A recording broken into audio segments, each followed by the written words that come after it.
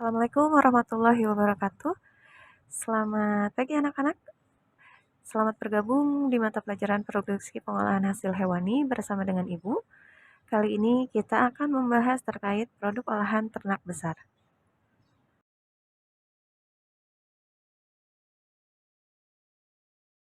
Seperti yang sudah kalian ketahui bahwa ada beberapa produk olahan dari hasil ternak besar. Di antaranya ada bakso dan juga sosis. Baik, yang pertama kita akan membahas terkait produk bakso. Yang pertama di sini bisa anak-anak lihat bahwa ada beberapa peralatan yang dibutuhkan dalam pembuatan bakso. Yang pertama adalah timbangan. Timbangan sendiri ini ada bermacam-macam ya, tergantung dari seberapa banyak bahan yang akan ditimbang. Pemilihan dari timbangan ini harus benar-benar diperhatikan, karena jika timbangannya tidak tepat maka akan menyebabkan kehilangan bahan dan juga menghasilkan produk yang tidak seragam. Sebelum digunakan, timbangan diperiksa terlebih dahulu apakah sudah dalam keadaan bersih dan juga sudah siap digunakan atau belum. Setelah digunakan, timbangan juga perlu dibersihkan dan disimpan kembali pada tempatnya. Yang selanjutnya adalah chopper. Chopper itu adalah digunakan untuk menggiling bahan dasar daging sapi, ayam maupun ikan. Kalau dalam hal ini, kita gunakan untuk menggiling daging sapi. Nah, chopper ini digunakan sebelum bahan daging tersebut dihaluskan dengan food processor atau silent cutter. Alat selanjutnya yang digunakan adalah food processor atau silent cutter. Daging yang sudah digiling dengan chopper itu kemudian dihaluskan dengan food processor untuk bahan dengan jumlah kecil. Atau bisa menggunakan silent cutter untuk bahan dengan jumlah yang lebih besar. Alat selanjutnya adalah mesin pencetak bakso. Adonan yang sudah siap itu selanjutnya dimasukkan ke dalam alat pencetak bakso.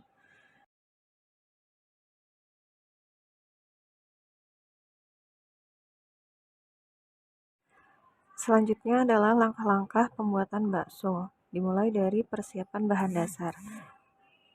Persiapan bahan dasar ini adalah persiapan pada daging sapi sebelum dilakukan penggilingan atau dilakukan penghilangan lemak yang mungkin menempel pada daging.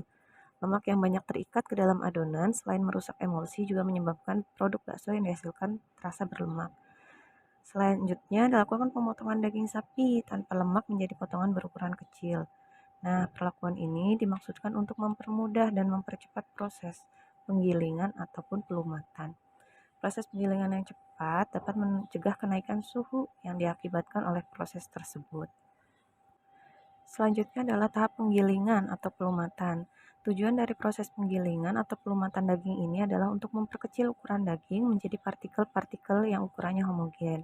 Sehingga bila dicampur dengan bumbu-bumbu, maka bumbu tersebut akan tercampur dengan rata dengan adonan. Tujuan yang kedua adalah untuk mendapatkan tekstur yang baik pada produk akhir. Proses penggilingan ini bisa menyebabkan resiko panas selama proses penggilingan. Oleh karena itu, untuk mencegah terjadinya kenaikan suhu selama proses penggilingan, maka perlu ditambahkan potongan-potongan es batu. Dengan demikian, kenaikan suhu selama proses penggilingan dapat dicegah sehingga tidak melebihi 16 derajat Celcius. Pada tahapan ketiga adalah pembuatan adonan atau emulsifikasi, yaitu mencampurkan antara daging sapi yang telah dihaluskan dengan tepung tapioka, aren maupun sagu, dan bumbu-bumbu. Jumlah tepung yang ditambahkan sekitar 10-40% dari berat daging. Pada tahap ini juga dimungkinkan terjadinya kenaikan suhu sebagai akibat timbulnya panas selama emulsifikasi. Untuk mencegah terjadinya hal tersebut, maka perlu ditambahkan es batu. Jumlah es batu yang ditambahkan sekitar 10-30% dari berat daging. Penambahan es batu selain untuk menjaga kenaikan panas agar tidak melebihi 16 derajat Celcius juga berfungsi untuk menambahkan air ke dalam adonan sehingga tekstur adonan bakso yang dihasilkan menjadi baik. Nah, setelah proses emulsifikasi selesai, lalu dilakukan pembentukan bola bakso atau perebusan. Nah, pembentukan adonan menjadi bola-bola bakso ini dapat menggunakan tangan dengan sendok atau menggunakan mesin pencetak. Perebusan bakso dilakukan selama 15 menit kurang lebih. Nah, bakso yang sudah masak ini ditandai dengan mengapungnya bakso di permukaan air.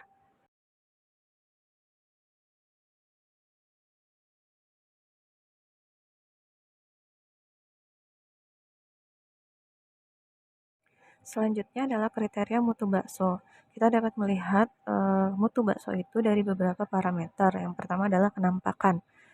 Bisa anak-anak lihat ya, di sini kalau kenampakan bentuk baksonya itu harus bulat, halus, di mana berukuran seragam, bersih, dan cemerlang, tidak kusam sedikit pun, dan tidak tampak berjamur, serta tidak berlendir.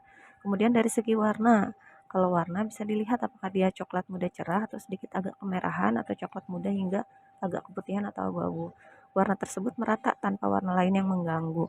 Kemudian dari segi bau, bau khas dari daging segar rebus dominan tanpa bau tengik, masam, basi, ataupun bau busuk.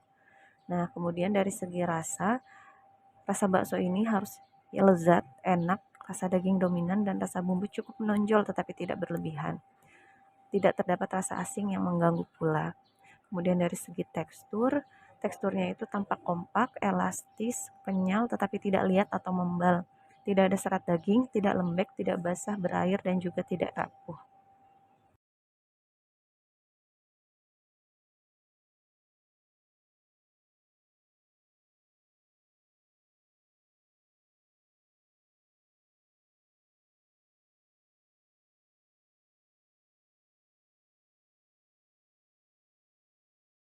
Selanjutnya kita masuk ke produk yang kedua, yakni sosis. Di sini anak-anak bisa lihat ada beberapa jenis sosis ya, diantaranya ada sosis segar, sosis masak yang diasap, ada sosis kering, dan juga sosis asap. Sosis sendiri dideskripsikan sebagai produk olahan dari daging yang telah dicincang, diberi bumbu-bumbu, kemudian dimasukkan ke dalam pembungkus yang berbentuk bulat panjang yang dapat berupa usus hewan atau pembungkus buatan dengan atau tanpa dimasak dan juga dengan atau tanpa diasap. Nah, selanjutnya adalah bahan-bahan yang digunakan dalam pembuatan sosis. Dapat anak-anak lihat di sini ada beberapa bahan. Yang pertama adalah daging sapi, di mana daging sapi yang digunakan untuk membuat sosis itu adalah daging yang berwarna merah cerah, bau khas daging segar, dan apabila ditekan tidak meninggalkan bekas, artinya daging tersebut elastis, serta tidak terdapat bagian-bagian yang berwarna hitam dan juga kehijauan. Selanjutnya, sebagai bahan pengisi untuk sosis umumnya dipakai berbagai jenis tepung, seperti tepung maizena, tapioka, tepung terigu, maupun tepung beras. Penambahan bahan pengisi ini bertujuan untuk membentuk tekstur yang padat.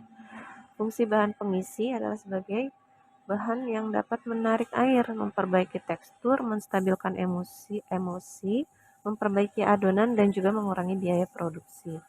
Selanjutnya dapat dilihat pada gambar, di situ ada air es atau serpihan es. Nah, air es ini ditambahkan dalam pembentukan emulsi adonan sosis, di mana tujuannya adalah untuk melarutkan protein dan membentuk larutan garam, sehingga mempermudah pembentukan emulsi serta mempertahankan suhu adonan dari pengaruh panas yang berasal dari alat mekanis. Bahan lain yang digunakan yakni garam. Garam ini adalah salah satu bahan yang paling penting dalam pembuatan sosis, di mana dia memegang peranan penting dalam pembentukan rasa produk. Penambahan garam dapur dan garam polifosfat secara bersamaan juga dapat mempengaruhi pH, pengembangan adonan, dan daya ikat air dari daging. Selain itu, juga diperlukan bumbu-bumbu, di mana bumbu yang ditambahkan dalam pembuatan sosis ini terdiri atas pala, merica, bawang putih, dan penyedap rasa. Tujuan dari penambahan bumbu ini adalah untuk menambah dan meningkatkan cita rasa yang diinginkan. Nah, di sini juga anak-anak bisa lihat bahwa ada penambahan zat pewarna pada pembuatan sosis. Ini dimaksudkan untuk mendapatkan produk dengan warna yang seragam, menambah daya tarik, serta menampilkan warna asli daging sapi dan menutupi kerusakan secara visual. Selain itu juga digunakan casing atau selongsong sosis, yang mana digunakan untuk membungkus produk sosis, selain juga menentukan bentuk dan ukuran produk sesuai dengan keinginan. Untuk selongsong sosis sendiri itu dibedakan menjadi dua macam ya. Jadi ada yang selongsong sosis alami, di mana dia dibuat dari usus hewan, seperti usus sapi dan juga usus kambing. Nah, kelebihan selongsong ini rasanya lebih enak, tetapi kekurangannya adalah ukurannya tidak seragam dan tidak bisa mencukupi skala industri yang memproduksi sosis dalam jumlah besar. Yang kedua adalah jenis selongsong sosis sintetis. Ini bisa dibuat dari dua macam, yaitu edible yang terbuat dari kolagen dan agar-agar, dan juga yang non edible. Nah, kalau non edible ini tidak bisa dimakan. Nah, selongsong sosis ini biasanya terbuat dari plastik atau kain. Nah, selanjutnya kita masuk ke dalam tahapan proses pembuatan sosis, di mana tahap pertama yakni pemilihan daging. Nah, tentunya daging yang dipilih adalah daging yang berkualitas ya. Lalu selanjutnya masuk ke tahap penimbangan. Nah, tujuannya adalah untuk mengetahui berapa banyak sih bahan dasar dan juga bahan-bahan pendukung yang dibutuhkan. Tahap selanjutnya adalah pemotongan. Daging yang sudah siap diolah kemudian dipotong kecil-kecil. Tujuannya adalah untuk mempermudah proses penggilingan dan mempercepat penyerapan bahan ke dalam daging, sekaligus memisahkan tulang dari daging sehingga daging yang dihasilkan lebih halus. Kemudian masuk ke dalam tahapan kuring. Nah, kuring ini adalah tujuannya mengawetkan daging dan memperoleh flavor yang diinginkan serta menimbulkan warna merah pada daging. Masuk ke tahap selanjutnya yakni penggilingan. Nah, daging yang sudah mengalami proses kuring selanjutnya digiling dengan mesin penggiling. Proses ini bertujuan untuk memudahkan proses pelembutan. Masuk ke dalam tahapan selanjutnya yakni pelembutan dan pengadukan. Nah, daging yang sudah digiling ini kemudian masukkan ke dalam alat pelembut atau meat cutter selama 5-10 menit pada suhu 10-20 derajat Celcius. Lalu dilakukan pengisian adonan ke dalam mesin pengisi. Nah, pengisian ini juga harus diperhatikan ya, karena jika pengisian adonannya terlalu padat, itu akan menyebabkan selongsong pecah pada saat pemasakan. Namun apabila pengisiannya terlalu kendor, maka akan menghasilkan sosis dengan bentuk yang tidak sempurna atau keriput. Setelah itu masuk ke tahap pemasakan. Setelah pemasakan selesai, maka dilakukan proses pendinginan. Nah, tahap selanjutnya adalah pengemasan. Pengemasan ini dilakukan dengan cara vakum.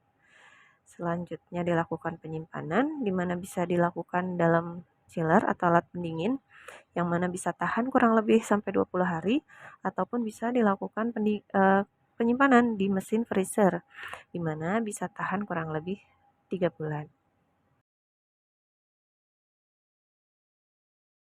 Selanjutnya adalah mutu produk sosis yang bisa anak-anakku sekalian baca dan lihat pada layar. Ya, baik anak-anakku sekalian, mungkin itu saja yang bisa Ibu sampaikan. Kurang lebihnya terima kasih. Semoga hari kalian menyenangkan. Assalamualaikum warahmatullahi wabarakatuh.